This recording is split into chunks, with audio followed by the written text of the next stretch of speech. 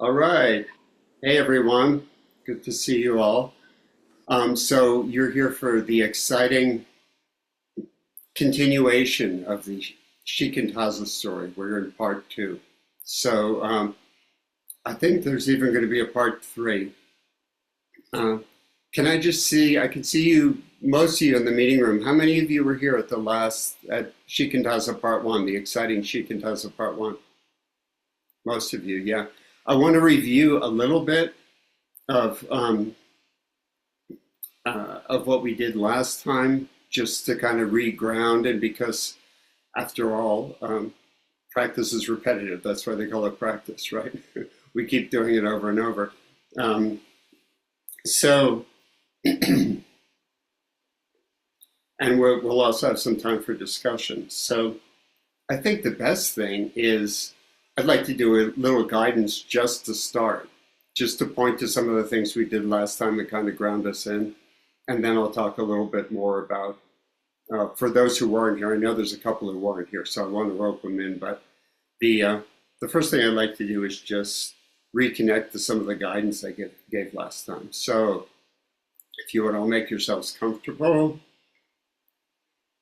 in your usual or whatever facsimile of Zazen position you're able to assume where you're sitting. And a couple of the points I made, and these all lead us toward Shikantaza, objectless practice or techniqueless practice in a way, but there's certain techniques that can help us to get to that threshold. So one thing to clarify is meditation in all its forms, especially Zazen, the one we do, but in pretty much all its forms, it's, yeah, we might use the breath or we might use some other object, and the breath has a magic to it, no doubt, that helps us, but the point isn't the breath or whatever object we're using. The point is we're bringing our attention to the present moment experience of our life, which is the only place our life actually occurs. The rest is memory and projection. Those things are valuable, but they're not very valuable when we're doing Zazen. So, and what this means is bringing ourselves present means that we're practicing reality. So it's not a small matter. It's easy to get lost in the mechanics of our Zazen as we repeat it over and over. And just fall into a mechanical way of doing it. But it can help to inspire us to remember what we're doing is a big thing. We're bringing our entire attention to the actual reality of our lives, and we're examining that. And if we want to discover what our life is about in a deep way, where else are we going to find it? So we're not just following the breath or just doing a technique. We're doing something that's kind of profound. And if we remember that, it can help us get beyond just the routine mechanical nature of it. The second thing I want to emphasize is that Zazen is primarily a physical practice. There is a mental component, but most of our mental activity is thinking, and that is not what we're doing in Zazen, right? So a lot of the greater part of our day-to-day mental function is not involved. So it really helps to make sure we drop out of our heads and into the body. And it's surprisingly easy. We're going to start with the breath, but it's surprisingly easy to be following some idea of the breath rather than the actual breath itself. And where the locus of our attention is. I know we work a lot with the hara, but I also know that many people have trouble connecting with the hara. And so we might be floating in this kind of nebulous in-between region where we're not exactly plugging into the actual sensations of the breath. We're we're not necessarily having consistent, steady attention. You know, our practice can easily get uneven and we don't even see it. And I speak from my own experience, long experience of practice. I've gone into long plateaus in my practice and places where I felt blocked and places where I kind of lost the thread, you know, and had to regain it. So I hope that,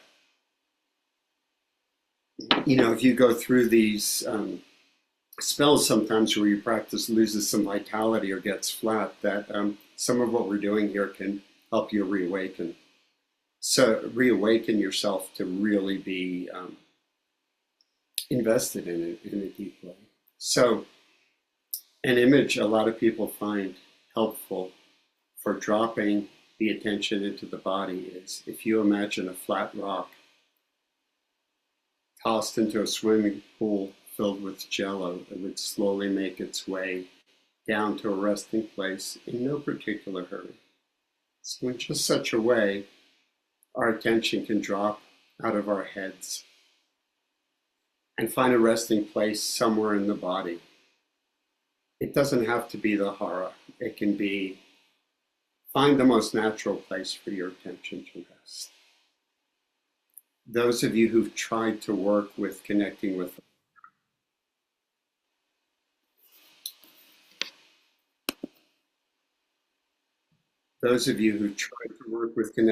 hara,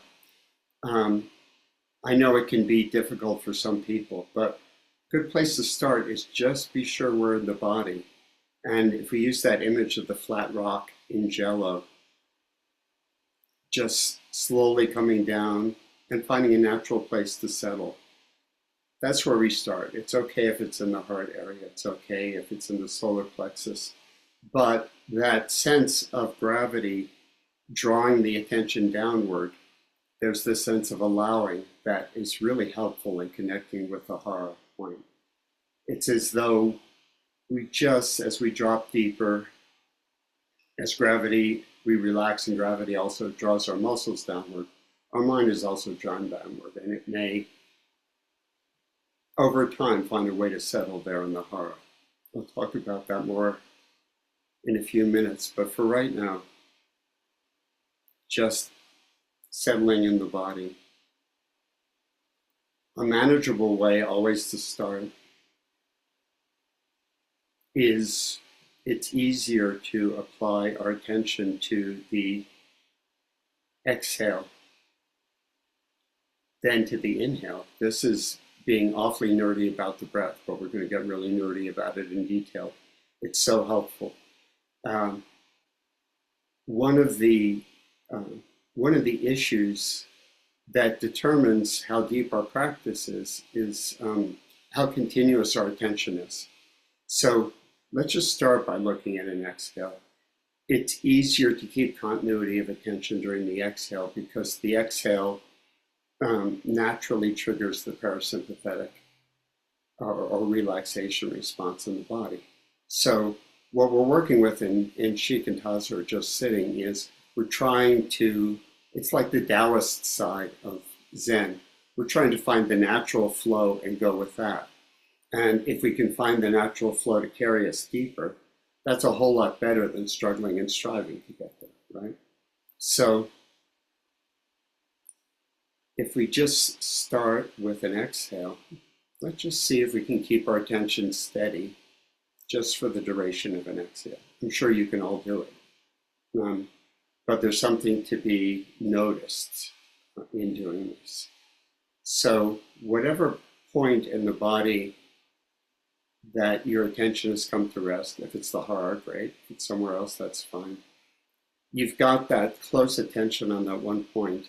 And I want you to really physicalize your awareness of the breath. So it's not like we're watching the breath from a distance. We're as close to it as possible, even ultimately as though we're inside it. Can we notice how much variation in sensation we can actually notice during the course of just an exhale? So we know the beginning, middle, and end of exhale, they all feel different. But what about all those points in between? Let's just take a couple moments, and in that, from that focused, specific point in the body, see how much we can actually notice about the ever-changing sensations of breath. See how close we can get to that. Let's just try that for a couple of minutes. So this is a fairly one-pointed brand of awareness here. We're noticing in this granular way how the sensation of breath changes just throughout an exhale. It's really helpful to raise the mind of inquiry. This is what koans do naturally for us. But we raise that mind it's interested. What have I not noticed before? What can I notice now that I haven't noticed before? It's that kind of attitude. It's not a purely passive attitude. We're actively engaged.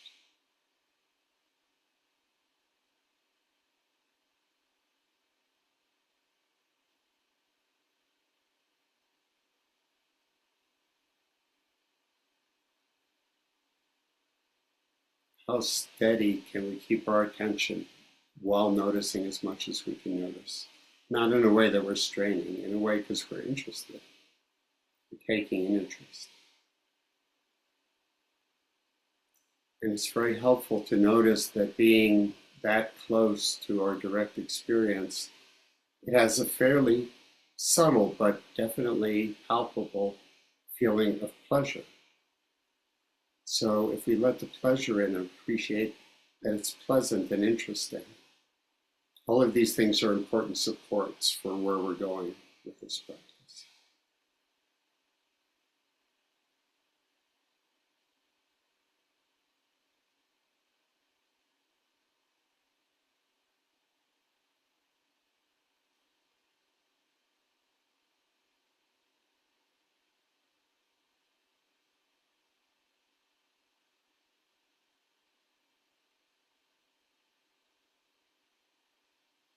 Okay, so I want to step out of the practice for a moment and just get some feedback on whether some of you, anyone who wishes to speak, can tell me, can you see what I'm pointing to here?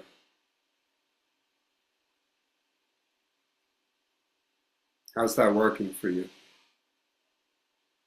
Nobody wants to stop sitting, of course, but we're going to ruin it by talking about it. So anybody want to speak on what that's like for you? How that's working? Including people at home, you can raise your hand or your virtual hand. Would anyone else just like to share? There's how that is. Futai, hi Futai. Yeah, hi. Um, I was watching the flat rock just sink through the jello, and it settled in a nest of some kind of green, and it was just there.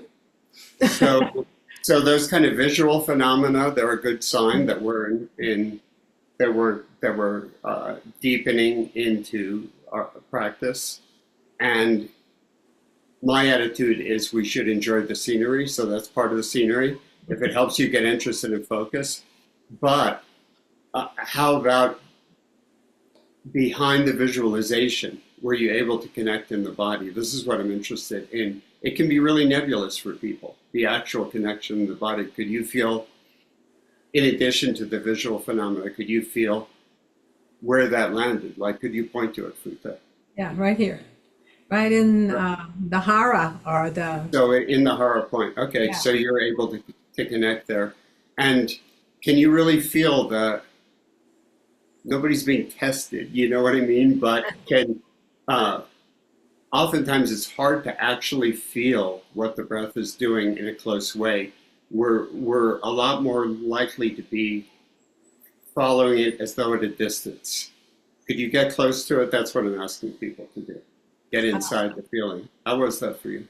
And as the flat rock sank, it would sink very slowly on my out breath, and I could feel the weight of it, but also the buoyancy of it. So, Okay. Right. Okay. All of that's good. There is some, one of the phenomena that can happen as we connect more deeply is that feeling of weight and or buoyancy. But can you actually feel the movement of the body that happens with the breath? So we know that when we're in the hara, a few inches below the navel, the lungs don't extend that far. Nonetheless, there's movement there because the diaphragm drops into that zone. And so so you're obviously a visual person, and that's helping you lock into a kind of internal phenomena that's taking you deeper. But I just want to make sure that you connect to the actual physicality of it too. In your body, can you feel that? Just try it right now. Just with an exhale. What do we actually feel? We get close to it. I could feel the expansion and the contraction of my Right. Okay. chest. Great. Okay. So yeah, and well, of course, on the exhale, you're feeling the contraction, but and then that we can be satisfied with broad sensations like contraction, but that's all made up of much smaller sensations, right? So the beginning of the contraction, middle, the end. You see what I'm saying? There's a whole level of anchoring in the body and in the reality of our lives that happens when we really physicalize it. So the mind is adding the part that's inquiry. The mind's adding the part of, hey, I want to know this. Mm-hmm. But our close attention in the physical body is just very important. So it's very important to drawing us deeper into our practice. Does that make sense to people? Yes. Please remind me of your name. Uteki. Uteki. Yes. Mm-hmm. Yeah. How is that for you? I noticed that there's an interplay actually between my breath and its going deeper and my mind, because I keep my eyes open when I do something. Yeah. And what I noticed was when you said pleasure, noting the pleasure is activating that interplay. So, and it kind of goes around and around. There's the deepening of the breath, but also your mind says, I like that. I can relax into that. Yeah, that's what I'm looking for with pointing to the pleasure. Often in Zen, we're a little suspicious of pleasure because we don't want to get caught in the pleasure. But honestly, after 37 years of practice, I think my conclusion is we could all use a little more pleasure in the practice, because it creates a natural draw, So what we're looking at is things that pique our interest and start to draw us in, so we're not pushing ourselves into our practice. How much can I notice about the breath? It isn't constant either. It's not constantly that you're noting the pleasure. It's just might come here and there. This feels good. This feels okay. And then you deepen. And yes, exactly. If we can access, we were born with the tendency to go towards pleasure and avoid pain, right? So we can use that in practice. Obviously, first and second noble truth and all that, grasping after pleasure is not going to bring us ultimate happiness. But noticing the subtle pleasure that will deepen as we get deeper into our practice, that's very helpful. We can use that aspect of the mind. Sometimes we've forgotten as adults because we get so responsible. We forget that hey, it's okay to just chill out and have a little pleasure, So, and when we start to feel the pleasure of it, it's like we're in a warm bath and we're enjoying that, and the telephone rings. Are you going to ruin the bath by getting out to answer the phone? I hope not, because they're just going to be trying to sell you something, right? and it's going to ruin your nice, relaxing bath. So we're in this bath of the exhale, of the pleasure of paying close attention, and the telephone of the mind rings, bringing up a line of thought that we could easily get caught in. Are we going to answer it? We're going to be less inclined to answer it because we know it's going to wreck this feeling, right? So what we're looking for in Shikantaza, or just sitting practice, is we want it to be, yeah, there's effort involved in kind of accessing it, but fundamentally it's an effortless practice. So if we could find the path where we're drawn in naturally rather than efforting to go into the practice, that's what we're looking at. So that's part of why I'm pointing to these things, to try and pique our interest, because I got into meditation because I was interested in the first place, so we don't want to lose that initial spirit of, hey, what's here? I'm trying to understand the deep truth of my life and my own mind. That's an exciting adventure.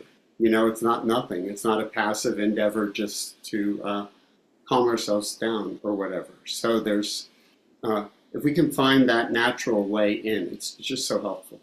I want to point to one other thing. Brain science has shown us something that actually doesn't appear in the ancient texts. It's that the brain, our attention functions in 2 dimensions at once. And they know this from brain science because it lights up different parts of the brain. So we're paying that close attention to that place in the body, right? Where we're really feeling the breath. But at the same time, our peripheral awareness continues to function in a broader way, and I want to work with that next. But we've all heard that we can't multitask, and it's true. But multitasking is using that focused element of the mind, which is what we're using when we focus on that one point, and trying to switch between multiple focuses. That doesn't work, right? But we actually all know that the broad awareness functions at the same time as the close attention functions, because if we're driving in our car, listening closely to a song, singing along, it's our favorite song, or thinking about, something that's completely drawing our full attention into focusing on that, and a cat runs in the road, we'll hit the brake, right? Because we hope we will. Because our broad attention, our peripheral attention is still functioning. So I want to show something about peripheral versus one-point attention. So if we can go back, and again, let's just work with the exhale for now. Let's keep it simple. Let's go back to that one point. See if we can really drop our attention onto those ever-changing sensations of the exhale.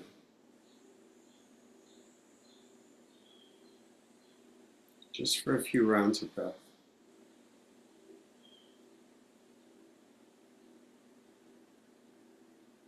Now I'd like us to notice that in our peripheral attention, we can notice that the whole body relaxes naturally during an exhale. The body, mind, and emotions all tend to relax during an exhale. And there's a way to balance the broad view of appreciating that, which incidentally, that feeling of relaxation throughout the body is also pleasurable. And if we notice it and appreciate it, it will deepen. And I know these seem like really fine points, but this is the stuff we tend to skip over in our Zazen because we're trying to get to the big things, right? But the little things are the big things, is all I can say. Can we notice that it's true to tune into the peripheral attention, take some of the attention away from that one-pointedness, but it doesn't take it all? Can we just try and feel that, the balance of those two perspectives of our attention? Notice the pleasantness of it.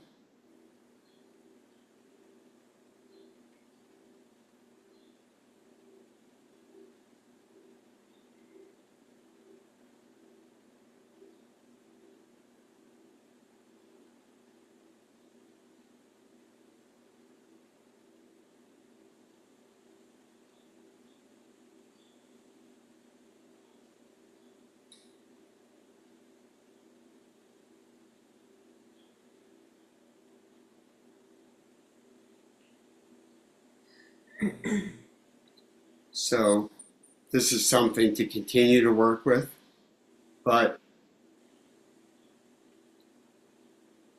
the reason I emphasize this is that our broad attention is what allows us to, number one, notice how steady our awareness is, our application of attention is. The natural tendency, if we're not looking at the continuity of our attention, is it's subtly going up and down and tuning out and focusing in.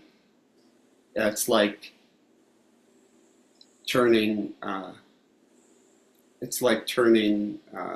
flame up and down, up and down, up and down on a teapot. And it's going to take a long time to get tea, right? What we want is a steady flame. So the broader part of awareness can be watching that continuity. The more continuity, the deeper we go, the more pleasant it is. So it all fits together. Also, the broader attention can watch for that thought that's just about to come over the horizon, that ringing telephone that's going to take us out of the path, right? And if we catch that soon, and we keep our eye on the thought, very often, if we're really immersed in practice, you probably have all experienced this at some time. People often experience it during retreat time. If you keep your eye on the thought, you can watch it as it crosses the sky like a cloud and goes away. If we don't catch it as it's arising and it takes hold, next thing we know, we're thinking about a million things, right? So it can take a little while to get the sense of this balance between the close attention and the broader attention. There's this really interesting book called The Illuminated Mind, which is written by Kuladasa, whose other name is John Yates. He's a brain scientist. He's also a sanctioned teacher in a Theravadan and a Tibetan lineage. I can write it in the chat for you later.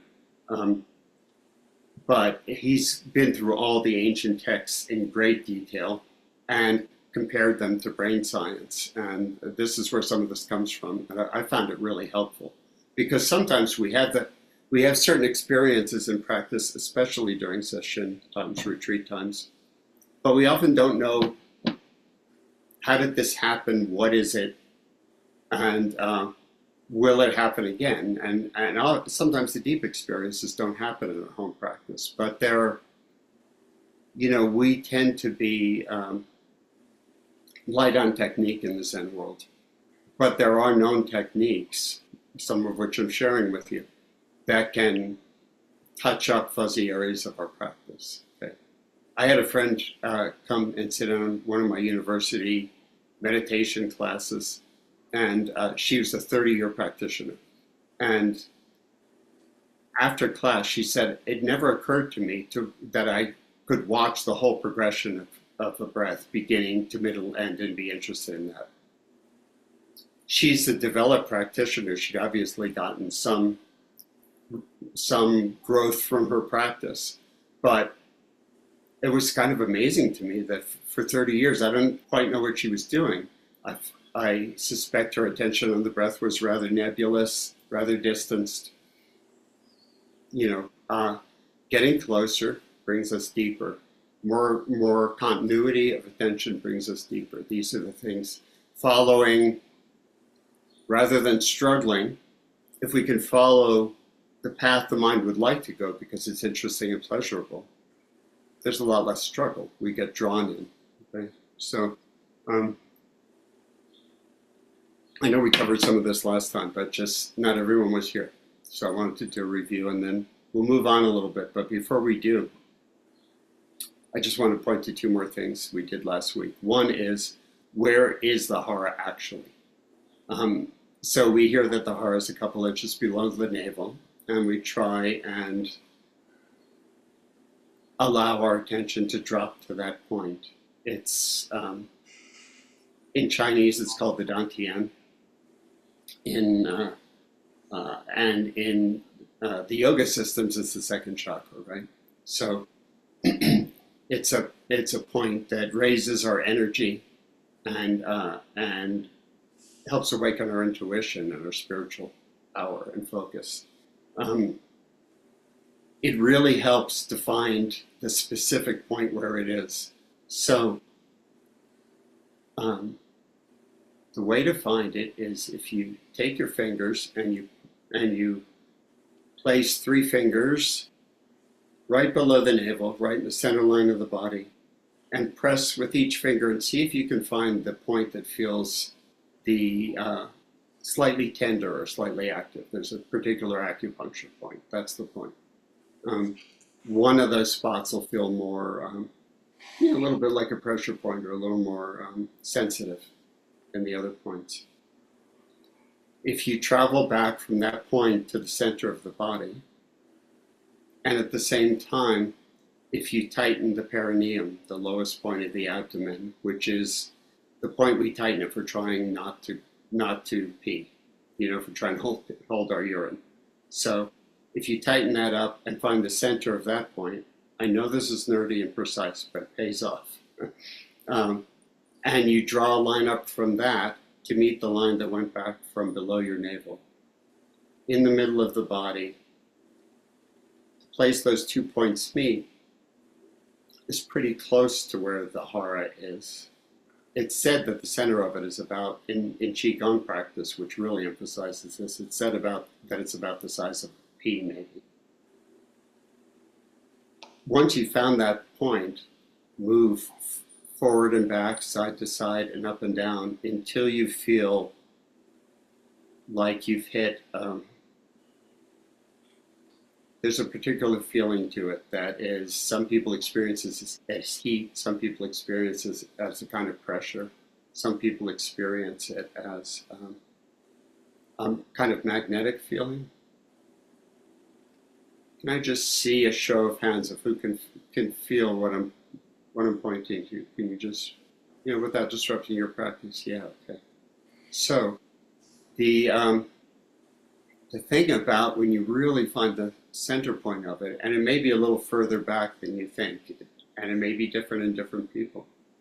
But again, there's a certain, a magnetic feeling. If we allow it to, it'll draw the mind to it. We may be trying to get there, and we may use that whole feeling of relaxation in the body and gravity drawing us down to see if we can just let our attention drop there. But at the same time, there's something about that point that wants to draw our attention. I wonder if you can feel that. And if we allow ourselves to be drawn to it, there's that pleasant feeling increases. I'll just put it that way.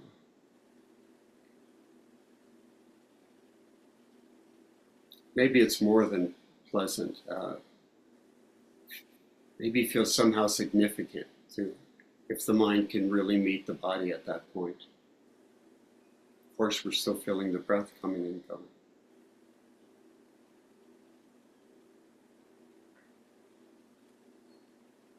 Wonder how many people could feel that pull. Can I just do a show of hands without disrupting your attention too much? Right. So I can tell you, it's a lot more effective practice if you can find that magnetism and let yourself be drawn to it than to try and push yourself there. A lot of people try and work with the heart and they try and push their attention down there. It doesn't really work. There's one more thing I want to review from last week. If we can go back to, let's keep ourselves centered in the hara. If we can manage to connect, if we can't quite connect, that's fine. Allow that feeling as though of gravity to just keep drawing that. We use that image of the rock, which is our attention. Just keep drawing it deeper. One day, one meditation period, one session, it will connect, and you'll feel that there's a natural resting place there where the mind likes to rest. So if we go back to noticing our exhales, we're centered in that point, but we're also more broadly noticing the body's relaxing.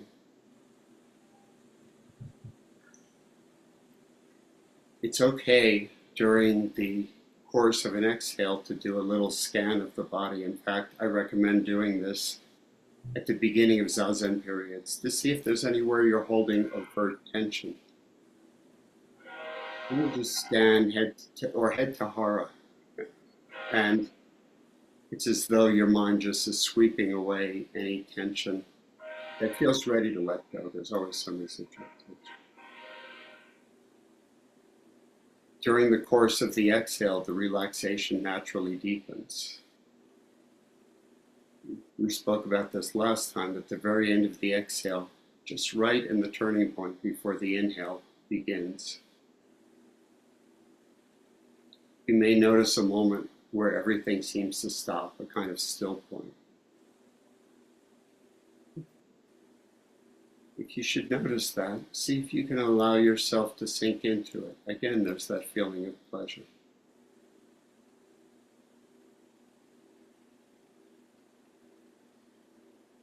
And as you begin the inhale,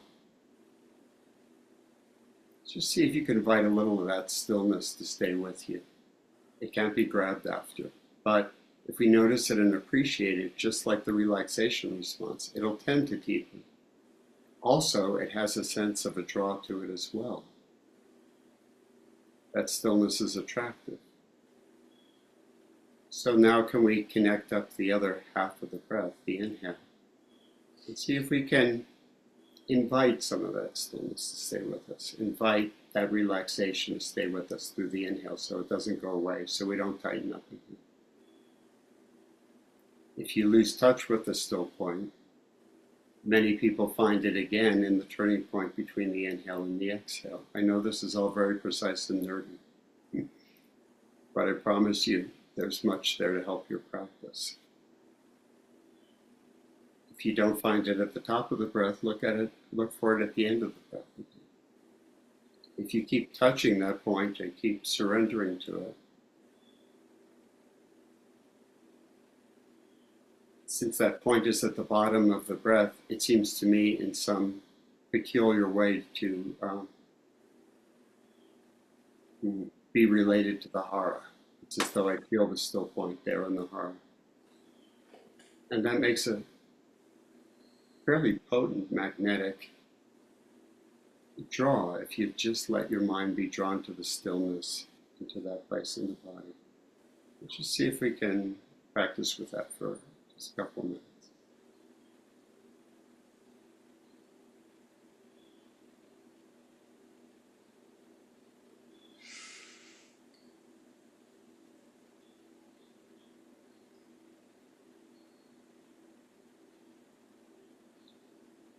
I'd like you to notice that if you can settle in the still point, even if only for an instant, there's an effortless quality. It's like that buoyant quality, but grounded at the same time, oddly. It's like that buoyant quality that Futai spoke about. So we just let ourselves be drawn in there and see if we can align or relax into that or surrender to that particular feeling of stillness.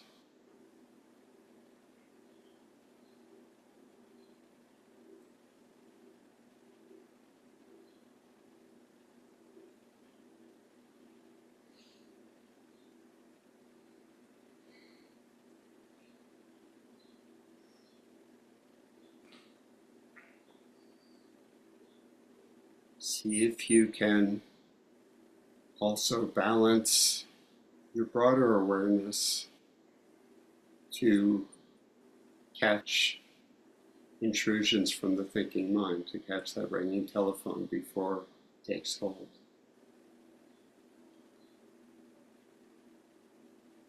It's as though we're saying, I see you, thank you, but I'll get back to you later. Just let it go by.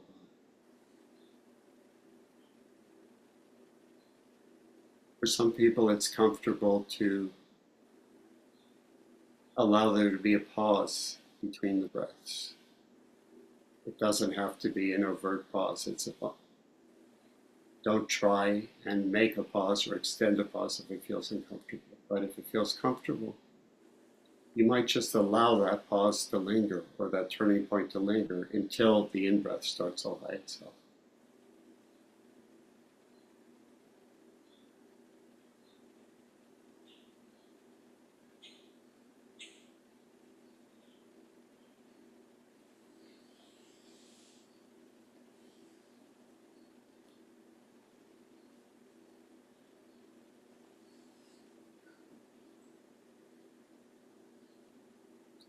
We use that broad attention to kind of survey the body to encourage us not to lose our relaxation during the inhale. And also to watch for continuity. We can start to take that continuity of attention from the exhale into the inhale.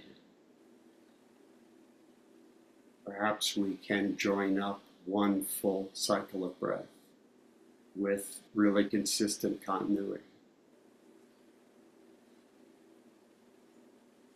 If we do that, the whole feeling of stillness and absorption and immersion will deepen. And if we can perhaps go for another round, really keeping the attention continuous, we'll go deeper yet.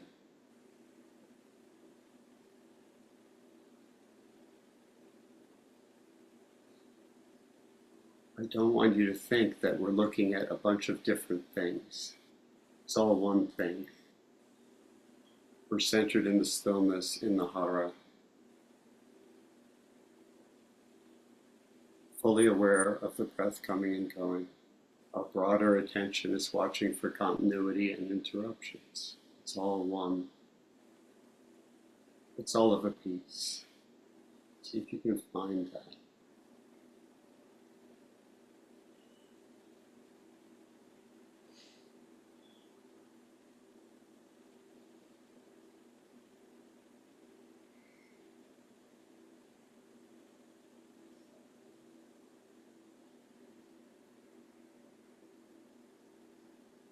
Okay, let's give this a try. This is a place I've been wanting to get to. You stay with that feeling of stillness and let go of all technique. You're fully aware, but this is where we go into non-doing. Can we find that still point, particularly if reinforced by the hara, can we just stay there without having to do anything? Can we find an effortless quality of just resting in stillness and awareness?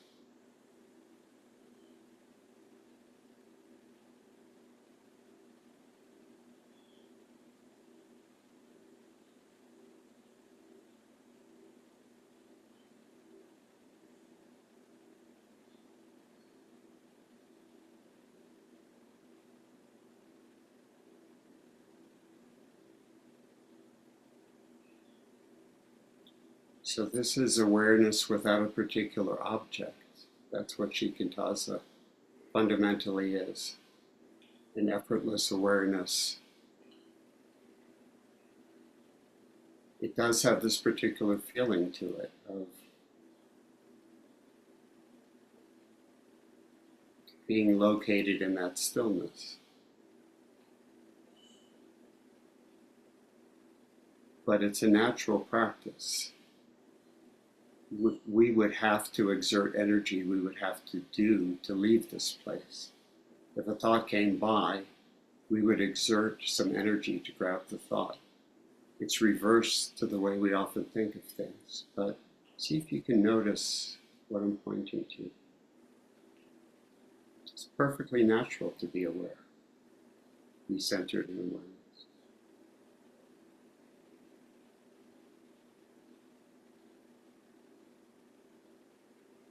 All sorts of sensations can come and go. Thoughts may drift by.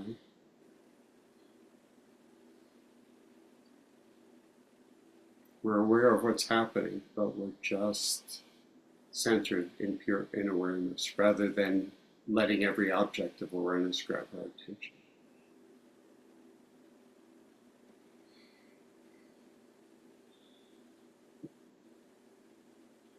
Okay, I want to make sure we have a chance to talk about this. So it can be hard to talk after practice.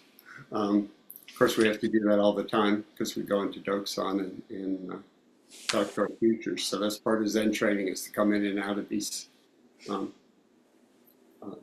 practice as needed, or to carry the practice forward even into talking and interacting. So how many people could find that effortless quality?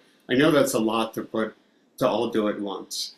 Fortunately, we have recordings. You can go back and look at. Could you feel the effortless quality? Could you feel if you drop all doing that you could just stay there?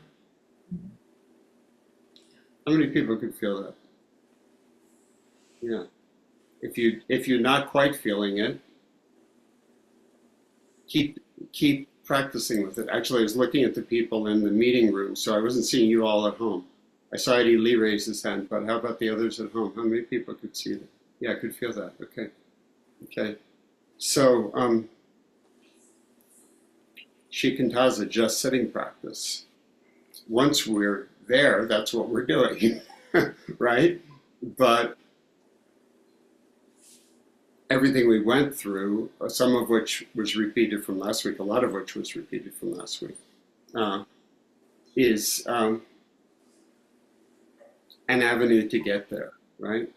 Now, you're not always going to be going through all those steps and all that avenue. It becomes easier to drop to the hara. It becomes easier and more natural. Actually, we're always balancing close attention and broad attention. We're focusing on something on our computer, some very focused task, and all of a sudden there's a dogfight outside. Well, you're going to run to the window, right? Your peripheral awareness is going to take that in, right? So these are natural abilities, but by appreciating, letting ourselves be drawn into them and noticing how many people found, once you got to the non-doing place, how many people found it was really rather pleasant, quite pleasant. Yeah. So yeah, as I think I said last week, we're a little suspicious of too much pleasure in Zazen, because it is true, you can get attached to bliss. But there's things that are better than bliss, and if you just let yourself keep dropping deeper, that overt experience of pleasure will go away, but there's something more profound underneath it. So if you really feel like you can't really even get stuck on the bliss, because it won't last, right? Does bliss ever last? Everything's impermanent, right? Even if we touch and saturate in that pleasure deepening to bliss, it still won't last, So you might as well keep going, and find out what's beyond that. But if you ever feel like you really get stuck there, you can talk to me in Doksan. So I'd just like to hear. I bet a lot of you from doing retreat practice are already familiar with this state. How many people are already familiar? Because sometimes it just happens in retreat. You just notice, oh, I'm just here. I can kind of forget about the breath.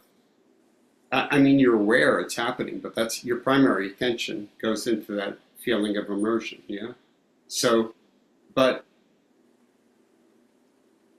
in retreat, it's so often things happen and we don't know how they happened.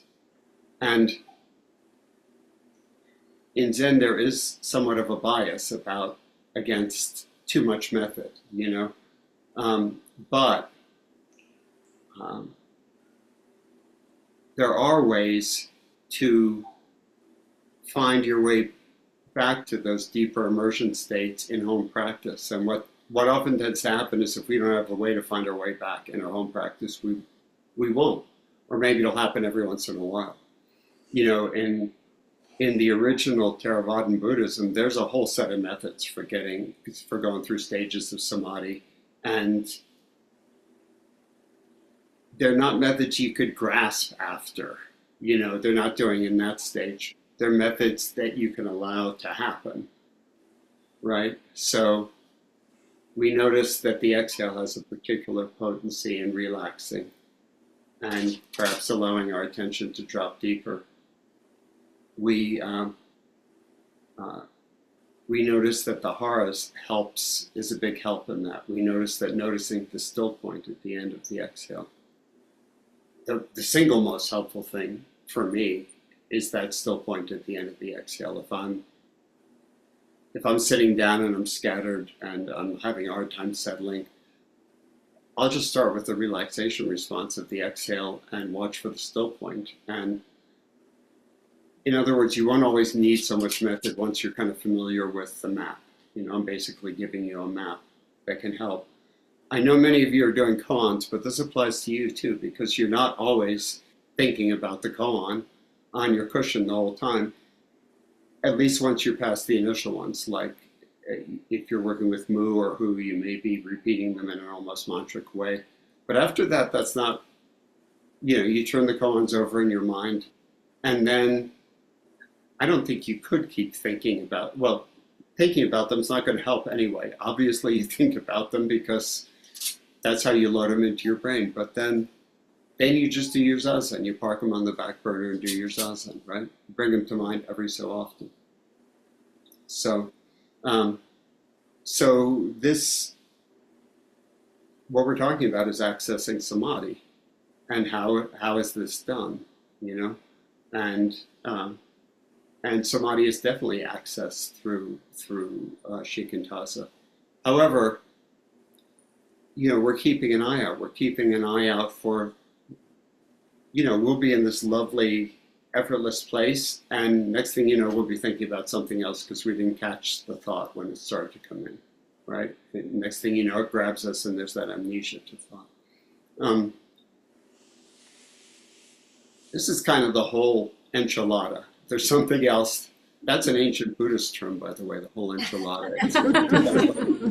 Yeah. This is kind of the whole thing of what Shikantaza is. If you touch that place where you're effortlessly practicing without having to do, that's what it is. The question is, how do you find that? And it can be nebulous, and it can be easy for, I could feel a certain moment of stillness even across the ethers. Could you feel that, where everything got really still? I'm sure in your room it did. Could you all feel that at home? Mm-hmm. Distance makes no difference in things like this. I could just feel when we all dropped, to that stillness. Of course, one of you may have been thinking, but overall, one of you may not have been there. But, overall, the group mind had kind of gone there, and you can feel that. So getting there ultimately becomes more techniqueless as well. But these methods can be practiced. They take a little time. You can't just go, okay, here I am, I plugged into the relaxation response in the exhale. Now I'm going for the still point. I feel my hara, I'm off. It's like, it took us, 10 minutes or something to walk ourselves there. But it gets easier to find that place. And moreover, I've thought a lot about why some people really transform their lives in practice, and other people, it doesn't seem to take hold in the same way. And I'm convinced, I offer this to you as a true and important tip, that people who are willing to creatively engage with their practice, to find what leads them to that place of immersion, we know what it feels like. You're entirely allowed to discover your own methods to go there. I'm just sharing my methods. Some of them I picked up from elsewhere, a lot of them, at the still point I found by myself one day. And later I find out that other people know about that. I've seen it in other places, but I just discovered it in my own practice and started to practice it. We're allowed to do that. Sometimes we get too passive in our practice, and we're waiting for the teacher to tell us the next thing that's going to take us to the deeper place. And no, once you've been practicing for a while, you have to find the way to go to the deeper place. The teacher's just coaching you.